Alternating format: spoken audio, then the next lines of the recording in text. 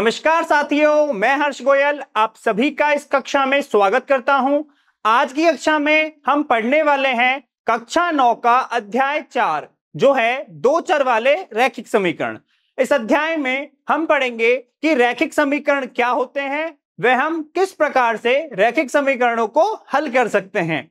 इस कक्षा की कॉम्पिटेंसी है दो चर वाले रैखिक समीकरण, अर्थात हम ये जानेंगे इस कक्षा से कि हम वास्तविक जीवन की स्थितियों को गणितीय रूप से दो चर वाले समीकरणों के रूप में किस प्रकार निरूपित कर सकते हैं। तो चलिए बच्चों स्टार्ट करते हैं। देखिए, समीकरण क्या होते हैं। समीकरण आपका एक गणितीय कथन है जिसमें क्या होगा, दो बीजीय व्यंजकों के बीच में जो कि कैसे हो, समान हो। तो दो समान बीजीय व्यंजकों के बीच में आपके बराबर का चिन्ह आएगा। देखिए क्या है, आपका समीकरण एक गणितीय कथन है जिसमें समान मान वाले दो बीजीय व्यंजकों के बीच में बराबर का चिन्ह आता है। जैसे कि देखिए x प्लस वाई बराबर 5। तो दो बीजीय व्यंजक देखिए, एक ये हो गया और एक ये हो गया। दोनों कैसे हैं, समान मान के, और चिन्ह किसका आ गया, बराबर का। जैसे देखिए x बराबर 3, y बराबर 2, या हम लिख सकते हैं x प्लस वाई बराबर z। तो दो समान बीजीय व्यंजकों के बीच में किसका चिन्ह आएगा, बराबर का, और इसे ही हम क्या कहते हैं, समीकरण कहते हैं। ठीक है, अब देखिए समीकरण में हम देखेंगे कि जो हमारे रेखीय समीकरण होते हैं वो क्या होते हैं। तो देखिए रैखिक समीकरण क्या होंगे। तो रैखिक समीकरण देखिए क्या होगा, एक ऐसा समीकरण जिसमें जो भी चर प्रयुक्त हो रहे हैं उन चरों की जो घात होगी वो कितनी होगी बच्चों, वो होगी 1। अर्थात हम कह सकते हैं कि एक समीकरण को रैखिक समीकरण कहते हैं यदि इसमें प्रयुक्त सभी चरों की घात कैसी हो, 1 हो। सभी की सभी जितने भी चर इसमें आप प्रयुक्त करोगे सबकी घातें कैसी होंगी, 1 होंगी। देखिए उदाहरण है हमारा 2x प्लस वाई बराबर 1। अब देखिए इसमें चर कौन कौन से हैं, एक तो है आपका x और एक है आपका y। पर दोनों की घातें देखें तो x की घात भी 1 और y की घात भी 1। अर्थात आपने जो भी चर प्रयुक्त कर रहे हो उसकी घात कितनी आनी चाहिए, 1 आनी चाहिए। तो ये कौन सा समीकरण होगा, ये हमारा रैखिक समीकरण होगा। ऐसे ही देखिए 3x plus Y minus Z बराबर 3। देखिए x का चर आ रहा है, y का चर आ रहा है और z का चर आ रहा है, और तीनों की तीनों चरों की घातें कैसी हैं, घात हमेशा 1 है। देखिए x की घात भी 1, y की भी 1 और z की घात भी 1, और ये हमारा अचर है। ठीक है, 3 हमारा अचर है, हम बात कर रहे हैं चर की घात की जो कितनी होनी चाहिए, 1 होनी चाहिए। तो ठीक है बच्चों, रैखिक समीकरण समझ में आ गया। अब देखिए कि रैखिक समीकरण को ज्यामितीय रूप से हम क्या निरूपित करते हैं। तो हम कह सकते हैं कि कोई भी रैखिक समीकरण ज्यामितीय रूप से एक सरल रेखा को निरूपित करता है। इसे करता है एक सरल रेखा को। जैसे मैं लिखता हूं 2x प्लस वाई बराबर 2। तो ये किसे निरूपित करेगा, ज्यामितीय रूप से। ये रैखिक समीकरण आपका ज्यामितीय रूप से एक सरल रेखा को निरूपित करेगा। ऐसे ही देखिए यदि मैं लूं x बराबर 2 तो ये भी किसे निरूपित करेगा, ये एक रैखिक समीकरण है तो ये किसे निरूपित करेगा, रेखा को करेगा। देखिए x बराबर 2 मतलब y अक्ष के समांतर रेखा, तो ये क्या हो गया, एक सरल रेखा हो गई। सबको समझ में आया कि आपका जो रैखिक समीकरण है वो ज्यामितीय रूप से एक सरल रेखा को निरूपित करता है। ठीक है, अब देखिए हम ये जानेंगे कि जो रैखिक समीकरण होते हैं वो हम कितने प्रकार के होने हैं। तो हमारे पास रैखिक समीकरण दो प्रकार के हैं। एक है एक चर वाला रैखिक समीकरण और दूसरा है हमारे पास दो चर वाला रैखिक समीकरण। तो देखिए बच्चों, रैखिक समीकरण,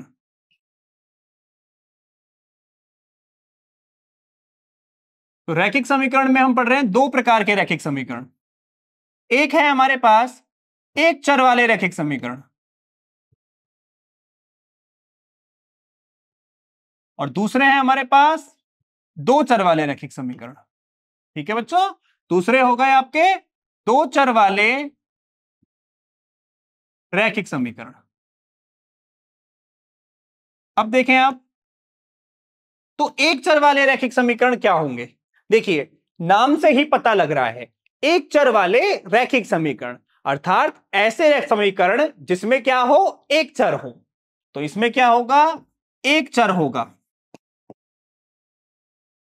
और कंडीशन क्या थी रैखिक समीकरण की, कि जो चर होते हैं उनकी घातें कितनी होनी चाहिए, एक होनी चाहिए। तो इसका मतलब क्या होगा कि जो एक ही चर होगा वो कितने घात का होगा बच्चों, वो एक घात का होगा। ठीक है, इसका मतलब एक घात का एक चर। और देखिए, दो चर वाले रैखिक समीकरण, इसका मतलब कितने चर आएंगे, दो चर आएंगे। और घात कितनी होगी, घात होगी एक। यानी कि हम कह सकते हैं कि एक घात के दो चर। कितने चर बच्चों, दो चर। तो एक चर वाले में एक चर आएगा, घात होगी एक।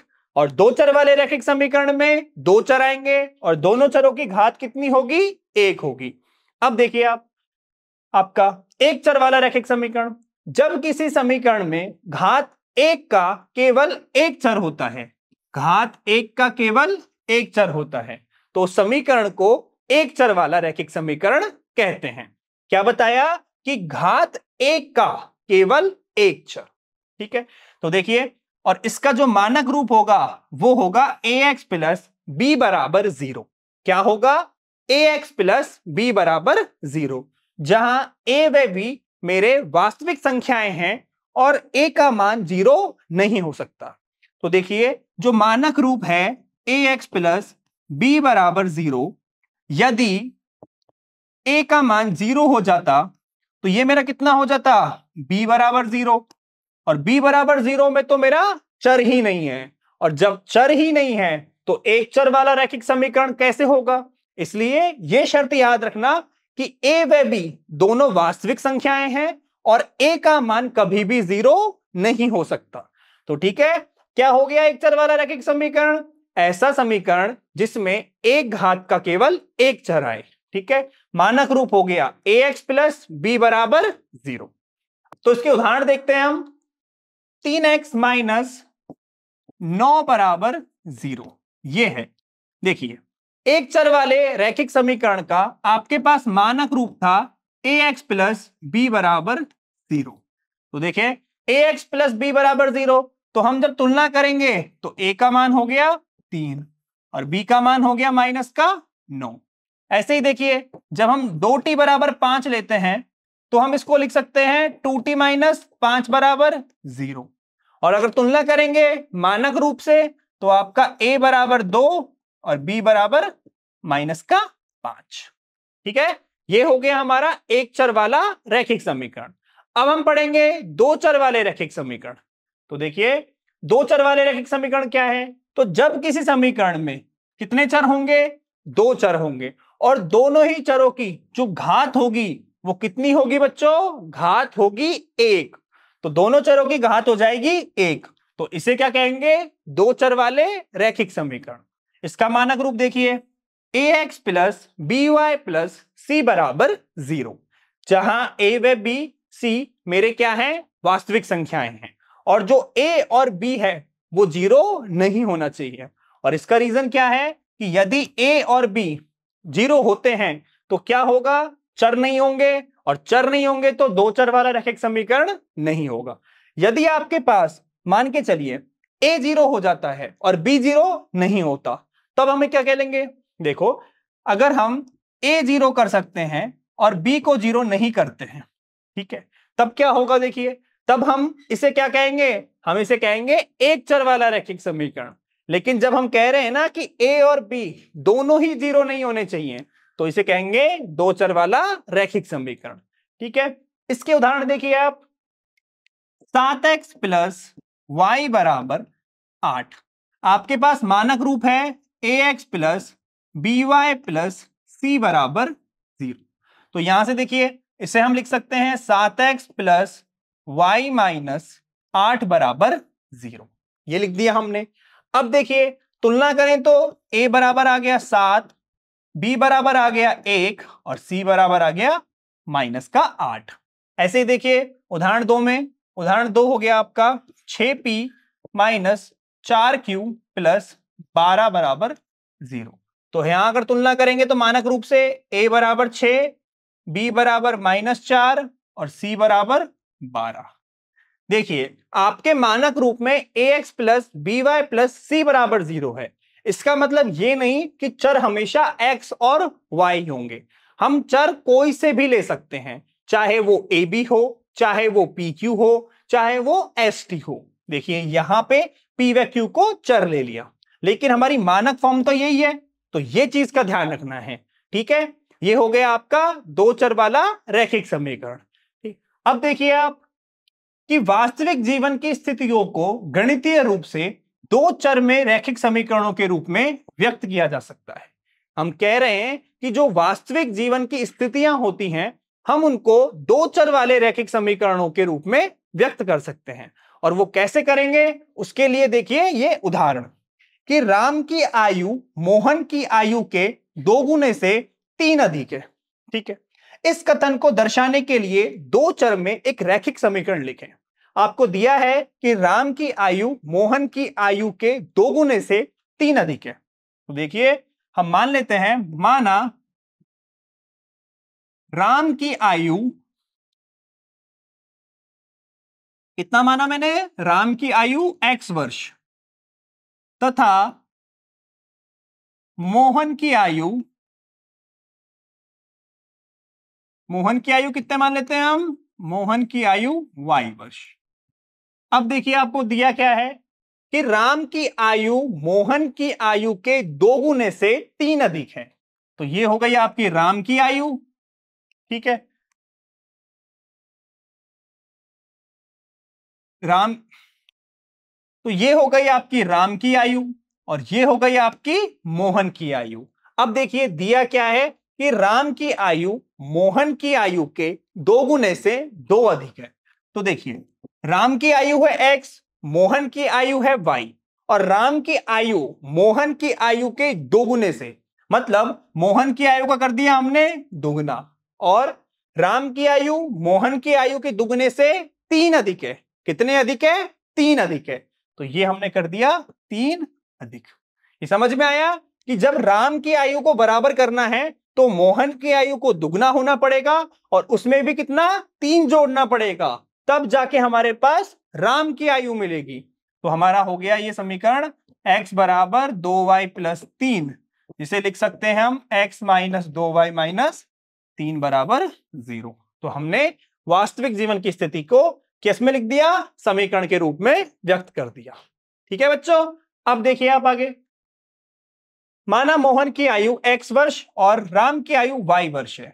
इस प्रकार इस स्थिति को हम y बराबर 2x प्लस 3 के रूप में व्यक्त कर सकते हैं। ठीक है, देखिए यहां पे मोहन की आयु x वर्ष मान ली गई और राम की आयु y वर्ष मानी है, इसलिए हमारा y बराबर 2x प्लस 3 आया। और हमने राम की आयु को x माना और मोहन की आयु को y माना, इसलिए हमारा x बराबर 2y प्लस 3 आया। ठीक है, ये डिपेंड करता है कि आपने क्या माना हुआ है। ठीक है, अब देखिए आप उदाहरण 1, नीचे दिए गए समीकरण को ax plus B y plus C बराबर 0 के रूप में लिखिए और प्रत्येक स्थिति में a b c के मान बताइए। तो देखिए आपके पास पहला है 2x प्लस 3y बराबर 4.37। अब हम जानते हैं कि हमारे पास जो मानक रूप होता है, और ये मानक रूप किसका, देखिए ax plus B y plus C बराबर 0 के रूप में हमें लिखना है। तो ये ax plus B y plus C बराबर 0। तो देखिए समीकरण हो गया 2x प्लस 3y बराबर 4.37।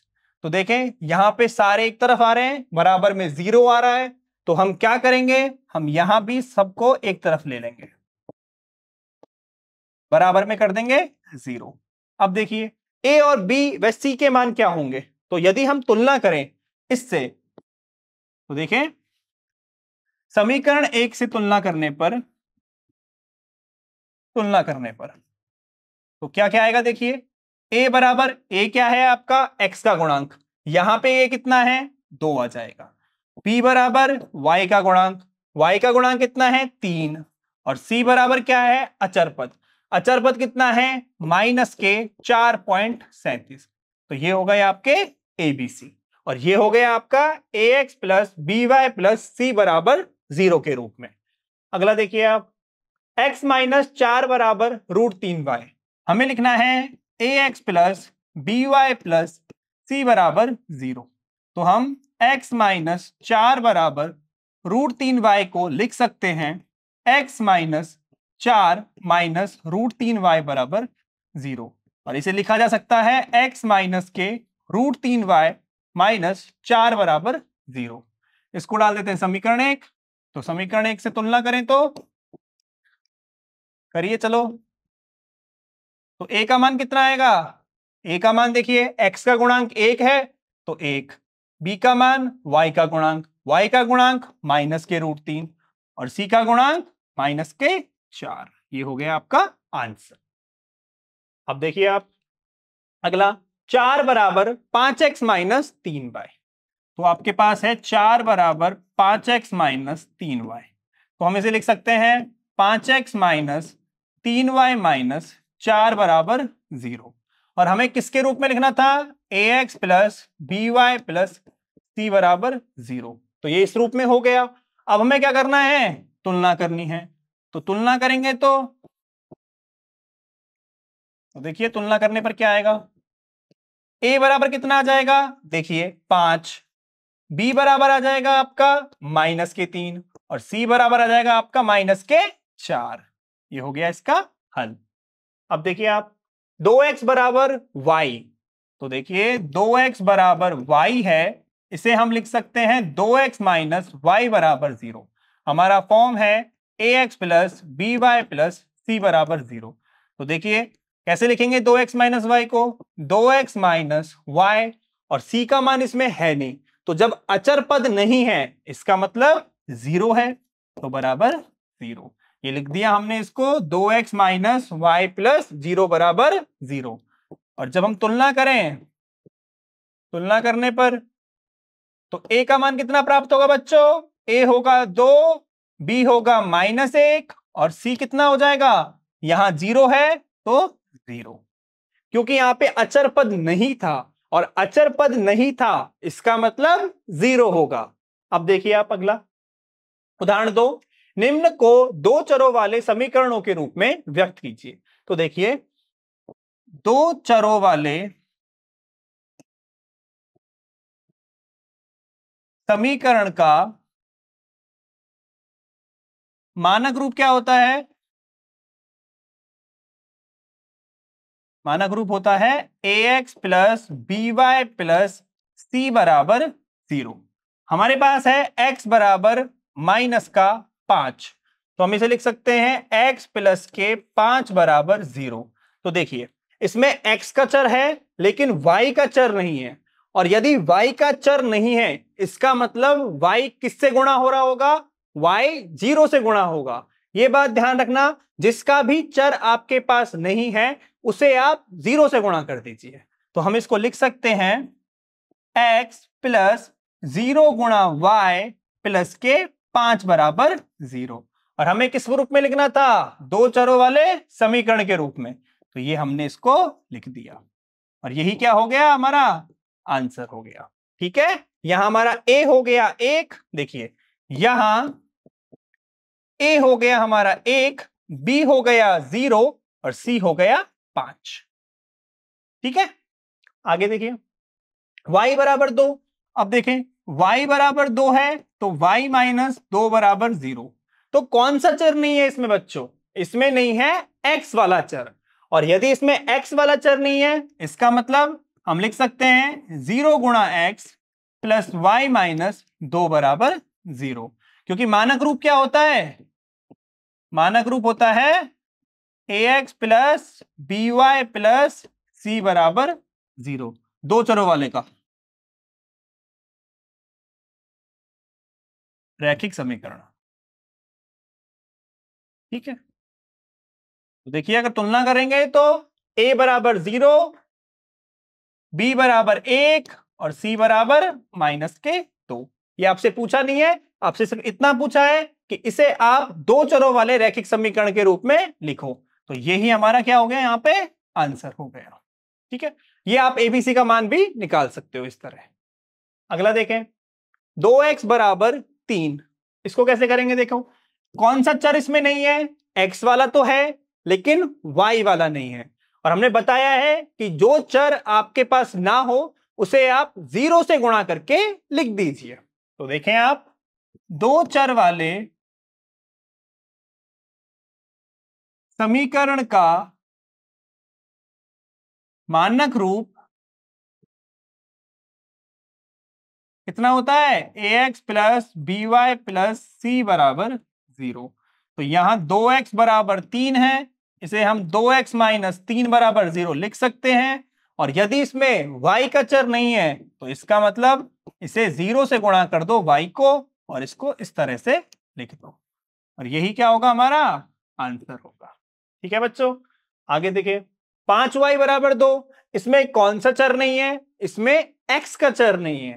तो x का चर नहीं है तो देखें, दो चर वाले समीकरण का मानक रूप कितना होता है? ax plus B y plus C बराबर 0। अब देखिए, ये हो गया, तो 5y बराबर 2 को हम लिख सकते हैं 5y माइनस 2 बराबर 0। और यदि हमारे पास x का चर नहीं है, इसका मतलब x को 0 से गुणा कर दीजिए और इसको ऐसे की ऐसे लिख दीजिए, और ये क्या हो जाएगा? हमारा आंसर। ठीक है, अगला देखिए आप, ये हो गया आपका उदाहरण 2।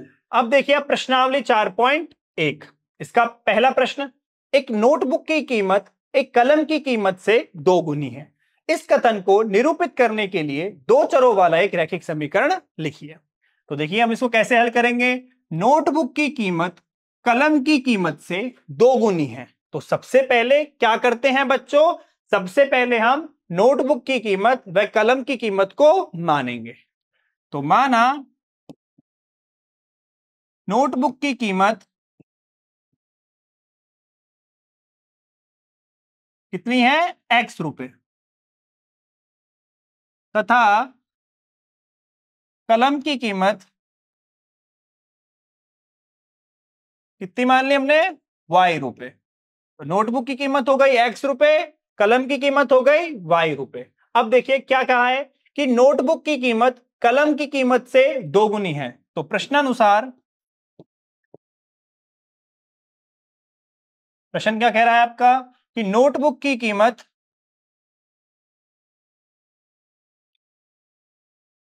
कलम की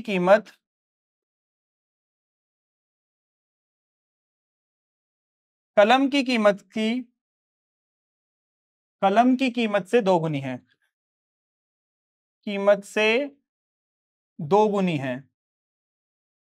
तो जब अगर ये 2 गुनी है तो इसको कैसे लिख सकते हैं? तो x हो गया हमारा किसका? नोटबुक की कीमत, और बराबर में ये कितना हो गया? कलम की कीमत।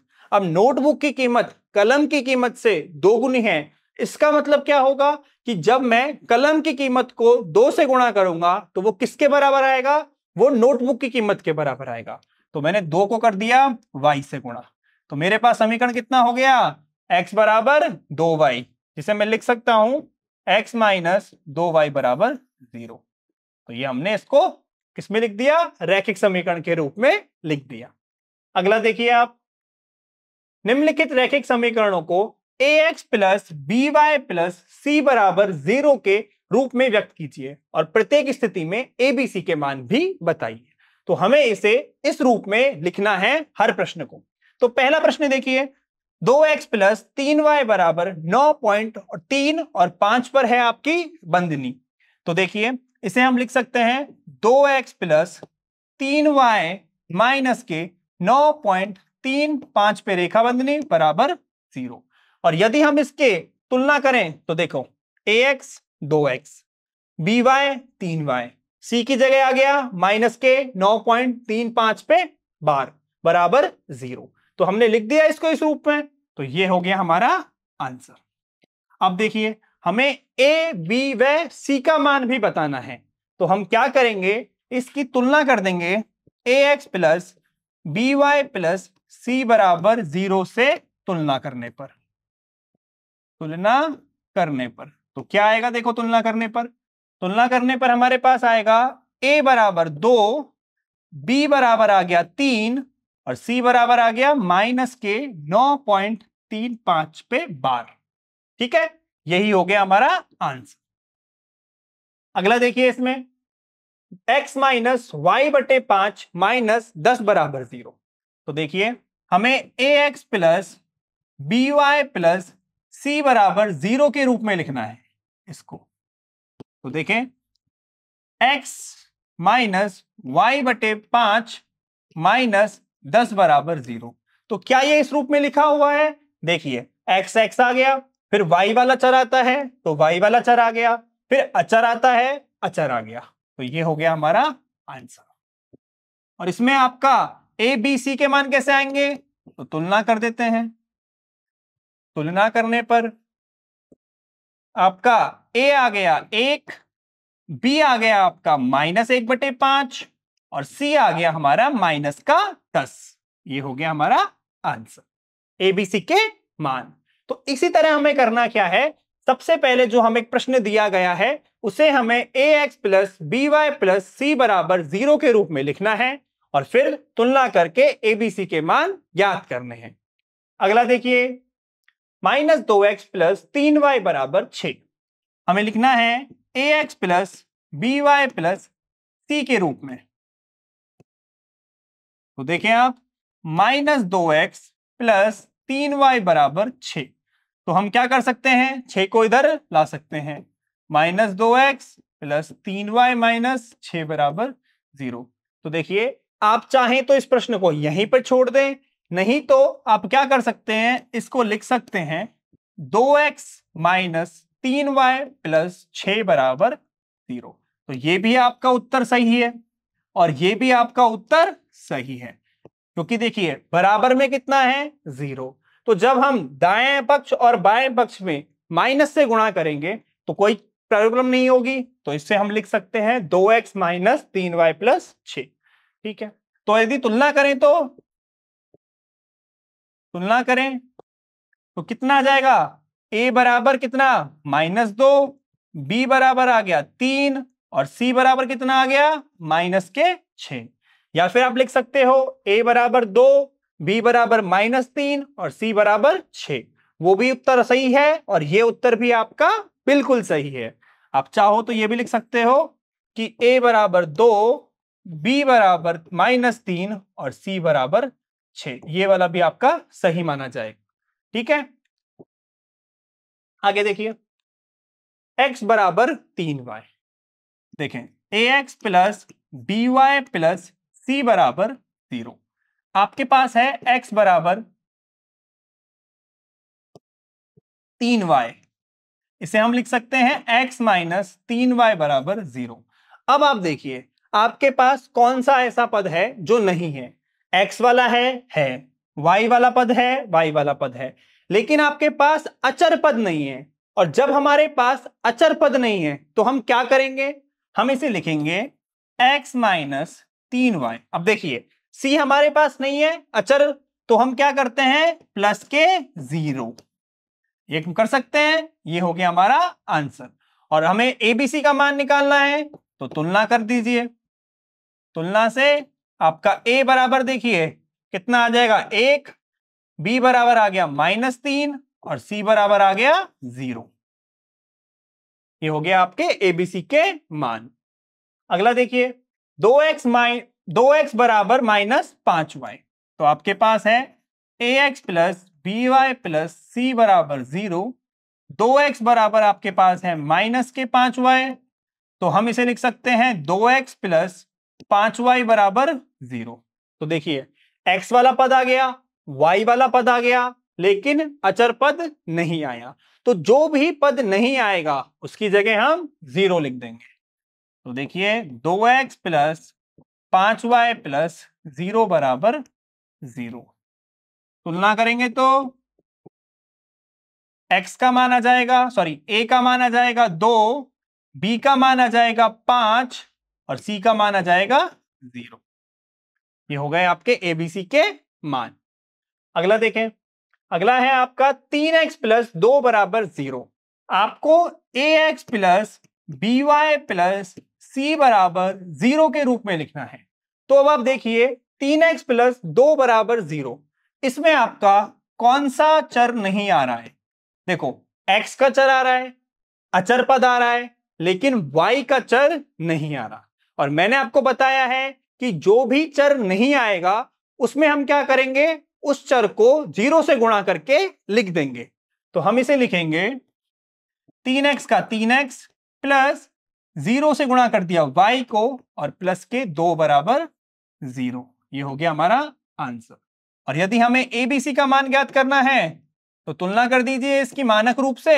a बराबर आ गया 3, b बराबर आ गया 0 और c बराबर आ गया आपका 2। अगला देखिए आप, y माइनस 2 बराबर 0। हमें लिखना है ax plus by plus c बराबर 0 के रूप में। देखिए y माइनस 2 बराबर 0, तो कौन कौन सा पद है? y वाला पद है, अचर पद है, लेकिन x वाला पद नहीं है। तो जब x का चर नहीं है इसका मतलब x को 0 से गुणा करके लिख सकते हैं।